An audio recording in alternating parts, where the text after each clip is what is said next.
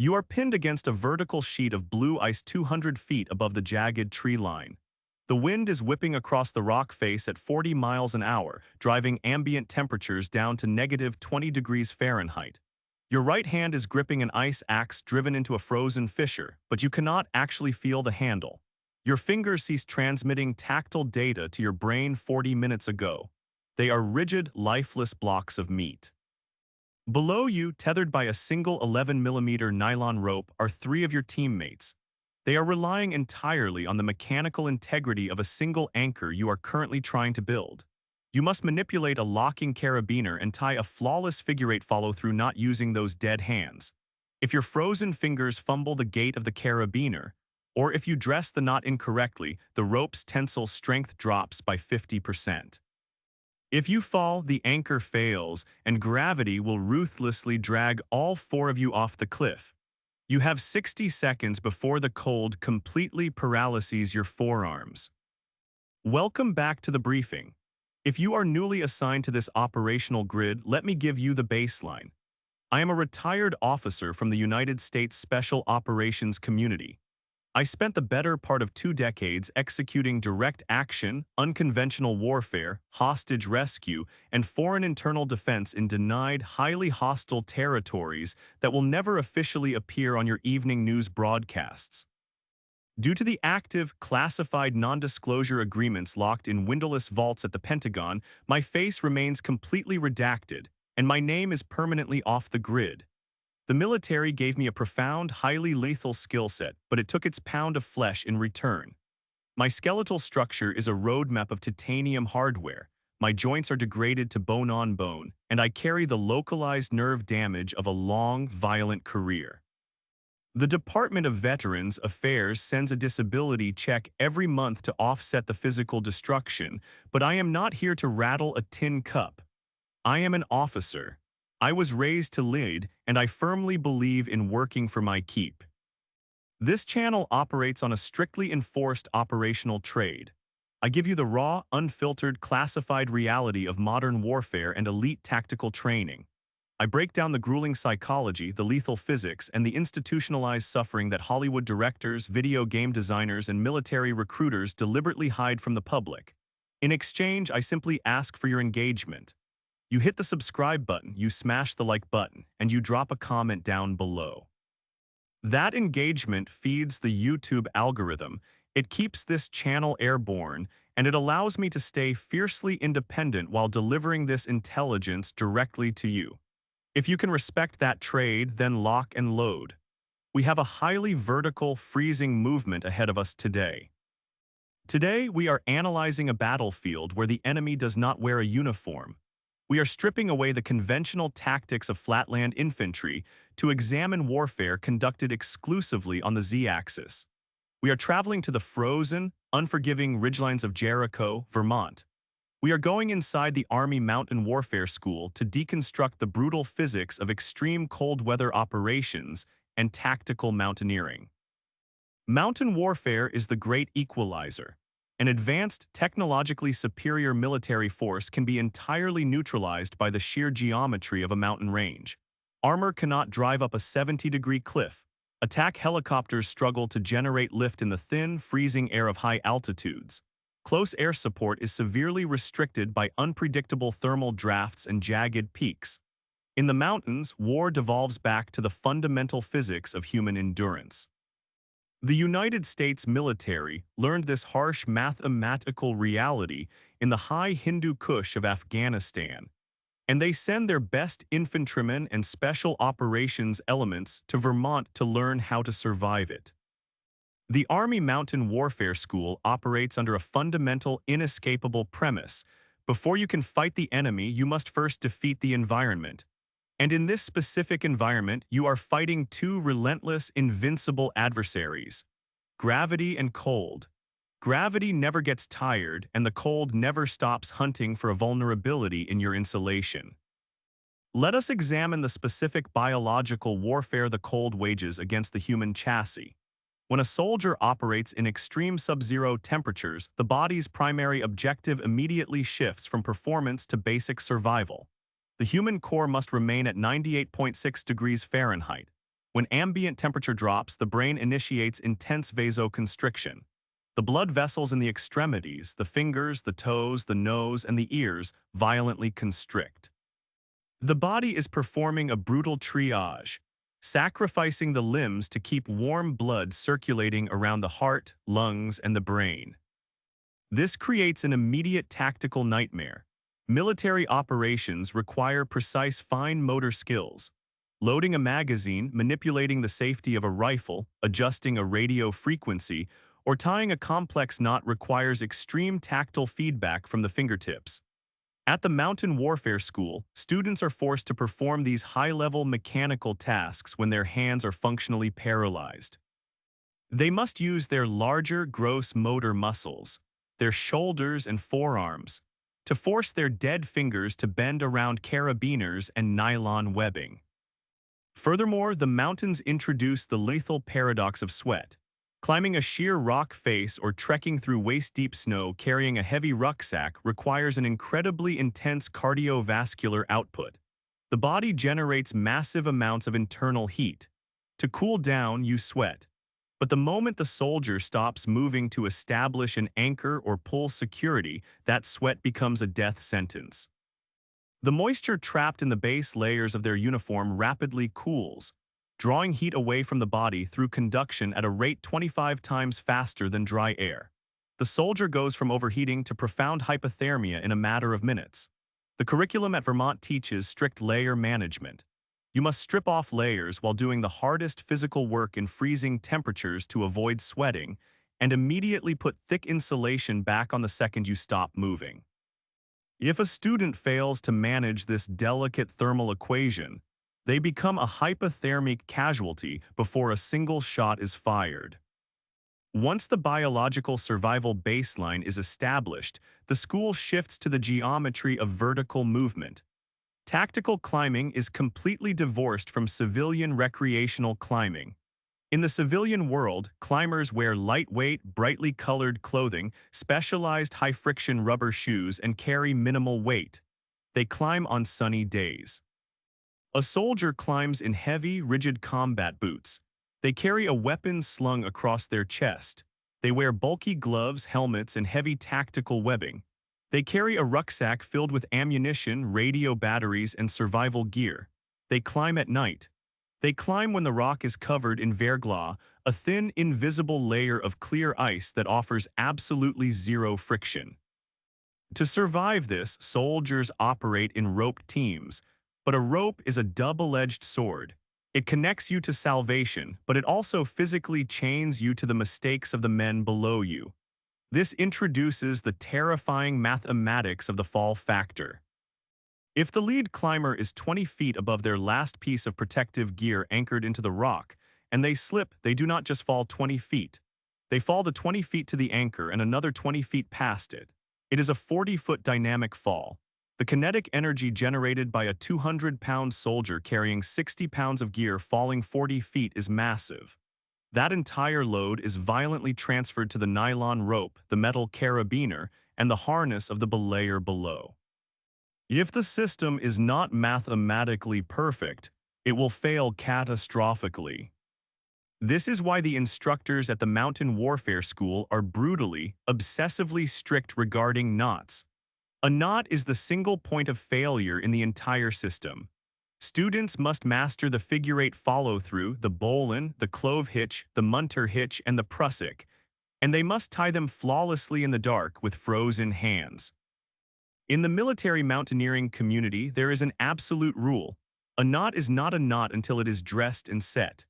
If you tie the correct knot, but the strands of the rope cross over each other incorrectly, a flaw called poor dressing, the nylon fibers will cut into themselves when subjected to the shock load of a fall. A poorly dressed knot can reduce the breaking strength of a highly engineered climbing rope by up to 50%.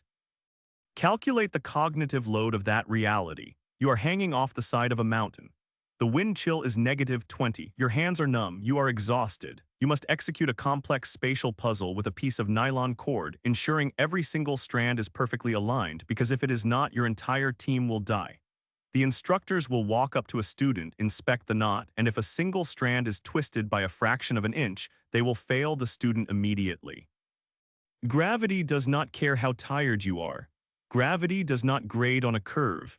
A compromised knot under a shock load snaps and people die.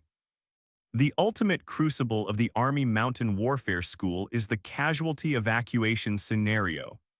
In a flatland environment, if a soldier takes a bullet or shrapnel to the leg, the medic applies a tourniquet, the squad loads him onto a stretcher, and they physically carry him to a helicopter landing zone. In the mountains, you cannot land a helicopter on a 70-degree ice wall. If a soldier is severely injured halfway up a cliff, the squad must extract him vertically. This requires the construction of complex mechanical advantage systems using pulleys, ropes, and friction devices. The scenario unfolds like this. The casualty is packaged tightly into a Skedco rescue litter, a rigid plastic sled designed to protect the spine and slide over rough terrain. With the casualty and his combat gear, the sled weighs over 250 pounds. The squad is situated on a narrow, icy ledge 300 feet above the valley floor. They must build a bomb-proof anchor system, attach the sked, and lower the casualty down the sheer face of the cliff. This requires a profound understanding of friction. You cannot hold the dead weight of a 250-pound sled with your bare hands. The rope must be routed through a belay device or a munter hitch attached to the anchor. The friction of the rope rubbing against the metal carabiner absorbs the vast majority of the weight, allowing a single soldier to control the descent with one hand. But the descent is rarely a clean vertical drop. The cliff is jagged. It has overhangs, sharp rock outcroppings, and deep crevices. As the sked is lowered, it gets caught on the terrain. The casualty is suspended in midair, spinning violently in the wind. To clear the obstacle, a second soldier, the litter attendant, must rappel down alongside the sked. The attendant is tied into the same system, meaning the anchor is now supporting 450 pounds of dynamic weight. The attendant must physically kick off the cliff face, swing over to the casualty, grab the heavy plastic sled, and muscle it over the rock outcropping, all while dangling from a rope hundreds of feet in the air. The physical exertion required to maneuver heavy dead weight while suspended in a harness is agonizing. The nylon harness cuts deeply into the femoral arteries in the legs, severely restricting blood flow. The core muscles are pushed to the point of failure just to stay upright. Meanwhile, the team at the top of the cliff is managing the lowering system. The wind is howling so loudly that verbal communication is completely impossible. They cannot hear the attendant screaming from below. They must rely on distinct aggressive pulls on the rope, tactile rope tugs, to communicate commands. Stop. Lower, haul. If the belayer misinterprets a tug due to numbness or exhaustion, they might drop the casualty too fast, slamming them into a rock ledge and killing them. It is a terrifying exercise in absolute trust, mechanical precision, and silent communication under extreme duress. The psychological toll of tactical mountaineering is entirely unique. It exploits a primal, hardwired human fear, acrophobia, the fear of falling. When you are standing on a ledge that is only 12 inches wide and you look down past your combat boots to see a 300-foot drop into a dark valley, your brain chemistry alters. The amygdala releases a massive surge of adrenaline. Your breathing becomes rapid and shallow. Your grip on the rock tightens until your knuckles turn white. You enter the biological freeze response. Your mind is screaming that any movement is a fatal mistake.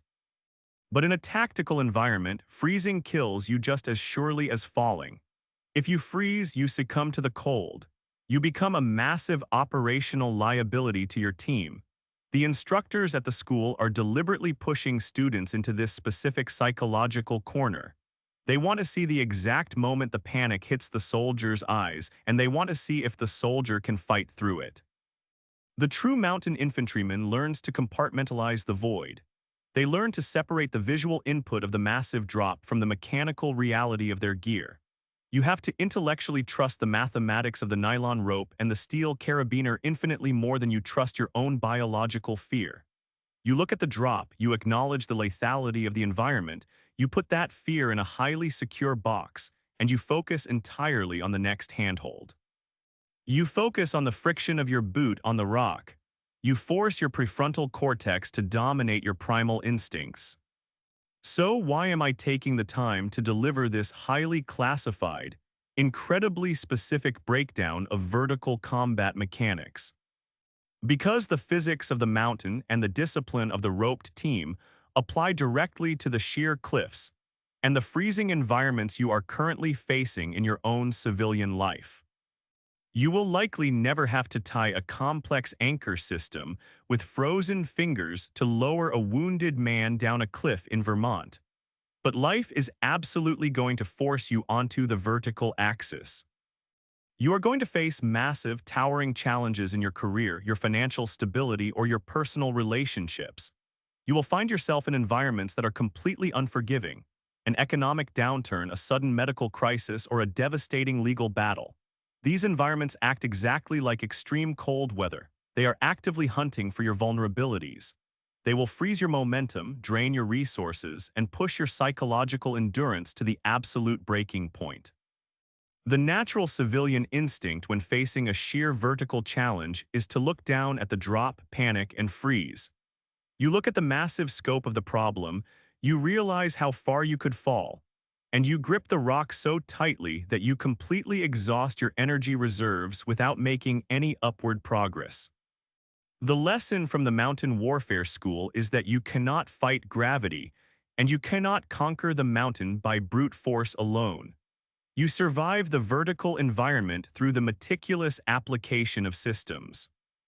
When you face a massive life crisis, you must build your anchor. Your anchor is the non-negotiable foundation of your life. It is your core values, your daily discipline, and your closest network of trusted advisors. You must inspect that anchor relentlessly. Is it secure? Can it hold the dynamic shock load of a failure? And you must pay absolute obsessive attention to the knots you tie in your daily life. The small decisions, the daily habits, the contracts you sign, the promises you make. In comfortable times, a poorly tied knot might hold. But when the environment turns hostile, when the shock load of a crisis hits, those small mistakes will snap your rope. Dress your knots perfectly before you step off the edge. Do the work correctly when no one is watching, because gravity does not care about your intentions. It only tests your mechanics.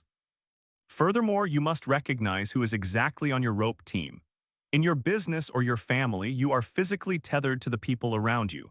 Your mistakes will violently pull them down. Their failures will drag you off the ledge. You must demand the absolute highest standard from the people you are tethered to. If they refuse to check their gear, if they refuse to manage their thermal layers and carry their own weight, they are a liability. Build a team that communicates silently under pressure, a team that understands the math of friction, and a team that will haul you up the cliff when your hands are frozen and you have nothing left to give. I have hung from those ropes. I have felt the agonizing pain of blood returning to frozen fingers, and I have looked down into the dark valleys, forcing my mind to trust the nylon cord. I know the profound, terrifying silence of the high peaks and the absolute lack of mercy the mountain offers. This channel is my way of passing that operational fieldcraft directly onto you. We have a massive archive of tactical intelligence left to declassify.